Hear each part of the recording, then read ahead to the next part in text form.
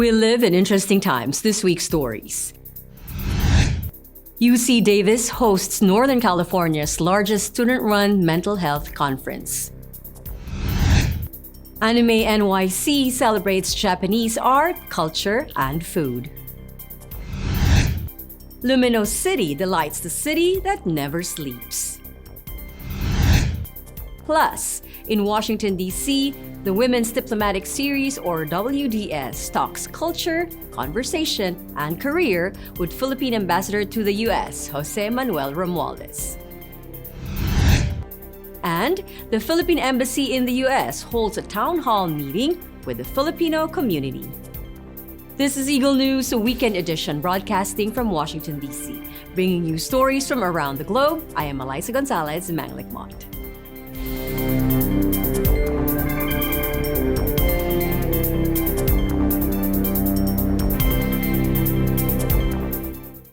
An attendee of what is dubbed Northern California's largest student-run mental health conference in UC Davis says, ownership of what you're experiencing and wanting to be better takes courage, and asking for help is a sign of strength. Eagle News correspondent Angel Membrere has more. The Mental Health Conference at the University of California, Davis started in 2016 and continues to grow. In today's event, topics include harm reduction, recovery, peer support, and more. All topics geared toward awareness of mental health. So we're here today at the Student Mental Health Conference. It's the largest student-run mental health conference in Northern California. I think one of the beauties about this conference is, it's not just people from Sacramento or UC Davis that are attending the conference. UC Davis pulls in from such a wide variety of people internationally across the country and in California. I know for myself, I'm from Central California where there's a lot of addiction, there's a lot of problems, but that's an underserved community because it's not as progressive, it's a little bit behind the time. Mental health illnesses affect 1 in 4 people, and I think mental health is important to anyone. It's just as important as physical health, and I think it's important to take care of it, and the stigma, it's getting better, but it's still really prevalent in society, so it's important to decrease that. The first keynote speaker, Daylene, is a mental health advocate who lives with bipolar I disorder. She describes why it is important for her to share her experiences. So I think it's really important for me to share my story and for the 1 in 5 to also voice their stories, because that's what really erases stigma in our society, where people feel less alone and people can be in community with one another. And research shows that with people that have a mental illness and they share their stories of recovery, stigma is decreased. So, it's not only liberating for people to hear it and really educate themselves and their loved ones and the community, but it's liberating for oneself to share their stories of recovery. I think it's important to learn about mental health for the reasons our first speaker described. If family members are ill, it's important that other family members know what the illness is and how they can help. So it's important to learn about those things. I think it's really important to take small steps and celebrate our small victories. If you're struggling with depression and you can't get out of bed in the morning, if you have small things that you want to accomplish and you celebrate those things, that is a monumental step in making your day better and improving your mental health. That is what works for me, reaching out to someone, educating yourself and your loved ones. It doesn't happen overnight, and learning about your illness and what works for you one day might not work for you the next day. So it's really just being patient with yourself, taking small steps, celebrating the small victories, and just loving on yourself, that is going to make all of the difference in your life. Daylene and Ben explain what they hope attendees will take away from the mental health conference. My hope for anyone that is here today who heard me speak and is really taking advantage of the workshops and the other amazing things that are going on at this conference is that they know that they're not alone. We all suffer from mental health issues at some point in our lives, whether we have a mental illness or not. But I hope that they take little gems from everything, all the keynote speakers, from what I said, from all of the workshops, and they can apply it to themselves and say, oh wait, that's going to work for me when I feel this way. And and they use it, as a tool for themselves. That's my hope, that we all learn something and we can pass it on to our friends and family. So if we can inspire 2 or 3 people to go into their own communities, that's the goal, man. That's beautiful. The last thing that I would like to say is asking for help is a sign of strength. It is never a sign of weakness. And I know that that's something that is really hard for people, to have the courage to ask for help. They think that they're weak, but it's really a strong thing to do, to take ownership of what you're experiencing and wanting to be better. That takes strength. As mental health concerns continue to grow in today's society, more people seek out knowledge to be empowered to take action. In Davis, California, Angel Membrieri, Eagle News, 1 with 25. Thanks, Angel. Coming up, Anime NYC celebrates Japanese art, culture, and food. Lumino City delights the city that never sleeps. Eagle News Weekend Edition will return shortly. Stay with us.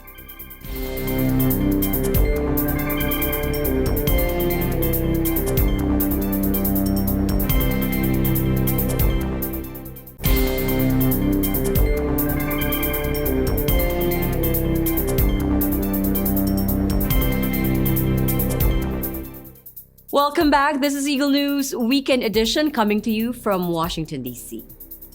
In the city that never sleeps, fans get a treat at this year's Anime NYC, where thousands celebrate Japanese art, culture, and food. Eagle News correspondent Abigail Vital gets up close with some of them. Take a look. Here at Jacob Javits Center in New York City, 46,000 anime fans gathered for 3 days to participate in a convention called Anime NYC. Currently in its 3rd year, Anime NYC gives fans a unique experience to celebrate Japanese animation and pop culture. While fan favorites include watching anime, reading manga, playing a wide variety of video games, and cosplaying, food also unites the community and allows them to experience Japanese culture on a different level.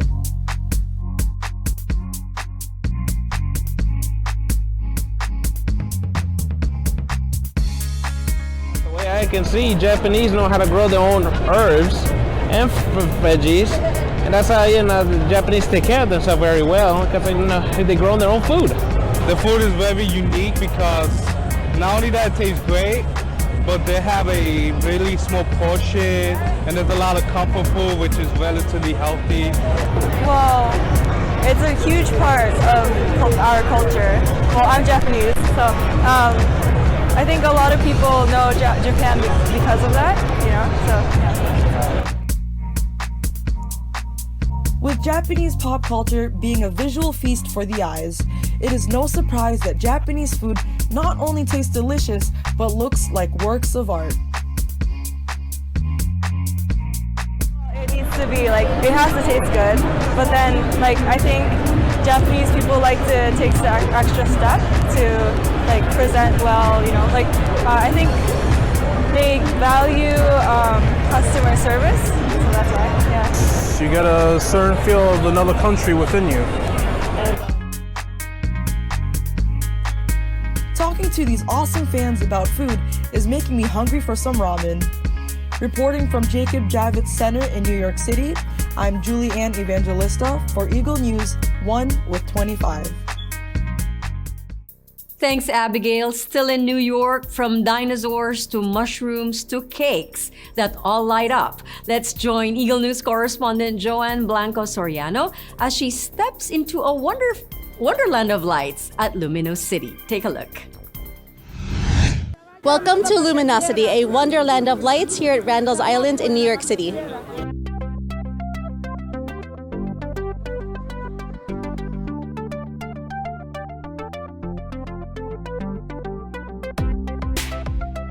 Lumino City Festival is a 16-acre immersive wonderland full of 3 different light parks. The first one called the Winter Fantasy, the Wild Adventure, and then the Sweet Dream. So each different theme park has a specific theme related to that. So the first one's like the Frosty Adventure. The second one, our Wild Adventure, is like a tropical meets prehistoric brought here in New York City. And the Sweet Dream is like walking in Candyland but come to life. Our CAO, Xiao Yi Chen, was born in Zhejiang, China, and in China it's famous for actually having these traditional Chinese lanterns. And so growing up she saw a lot of that, but they were always centered around traditional Chinese culture. So she moved to New York City and studied art here. And so she wanted to kind of combine her traditional background and her new art style and create something different here and bring what she grew up with in a new fashion to all of New York City.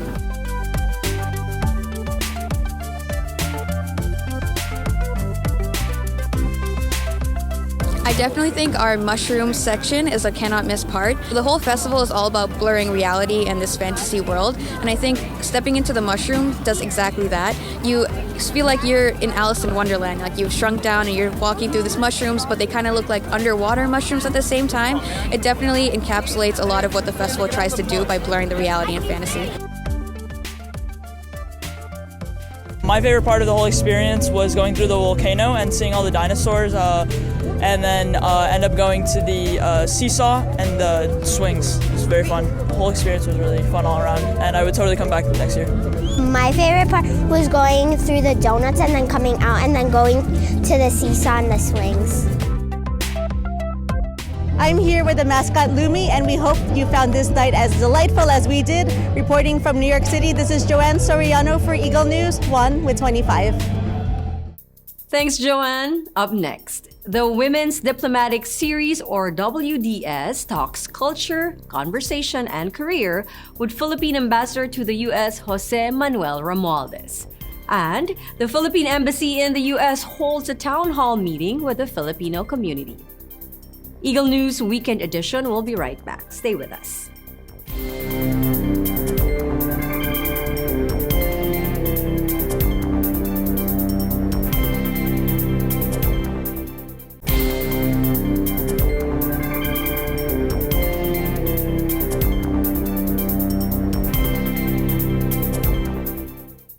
This is Eagle News Weekend Edition coming to you from Washington, D.C. I am Eliza Gonzalez Manglikmot. Philippine Ambassador to the United States Jose Manuel Romualdez said, quote, "Look at the Philippines as an independent nation who is a friend to all the countries of the world," as he described the foreign policy of the Philippines before an audience of the Women's Diplomatic Series during an evening of culture, conversations, and career held at the Carlos P. Romulo Hall of the Philippine Embassy. Romualdez highlighted the big picture of Philippines-U.S. relations, which have yielded mutual benefits for Filipinos and Americans in the security, economic, socio-cultural, and environmental fields for over 70 years. The evening concluded with a ceremonial turnover of the WDS donation to the Philippine Red Cross Batangas chapter to aid relief efforts following the Taal volcano eruption. The Women's Diplomatic Series is a nonprofit organization consisting of women interested in foreign affairs and international tourism. It holds small conferences and gatherings in collaboration with the foreign diplomatic community in Washington, D.C. As he opened the Filipino Town Hall meeting with the Filipino community held on January 25, the Philippine Embassy Deputy Chief of Mission Renato Pedro Villa said, quote, "In 2020, the Philippine Embassy vows to work more closely with the Filipino and Filipino-American communities in improving our services, ensuring the welfare of our people, and enriching the ties between the Philippines and the United States." Newly appointed Consul General Jose Victor Chan Gonzaga shared updated information on consular requirements and processes to ensure clients an efficient and positive experience with the consulate. The Filipino community was also updated on the situation brought about by the Taal volcano in the Philippines. Public Diplomacy Officer Daryl Artares provided details on how prospective donors can coerce their assistance to the affected families. To promote the spirit of entrepreneurship and business, Commercial Councilor Raymond Batak discussed the important elements of the Department of Trade and Industry's Trabajo, Negosyo, Kabuhayan, or TNK initiative to the attendees. Mr. Batak also expounded on current business trends and opportunities offered in the Philippines.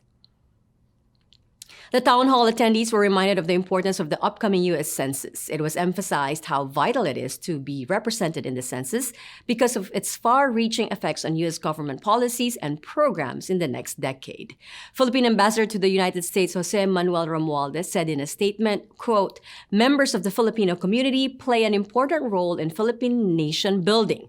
We will continue engaging the Filipinos and Filipino Americans in the United States to facilitate their participation and involvement as we progress as one nation." That is this week's Eagle News Weekend edition. Join us next week for stories from our bureaus across the nation and around the globe. Visit our websites at eaglenews.net and eaglenewslive.com. Follow us on Twitter at twitter.com/eaglenews and on Facebook at facebook.com/eaglenews. Thank you for watching. I am Eliza Gonzalez in Manglekmot, always one with 25. Happy weekend.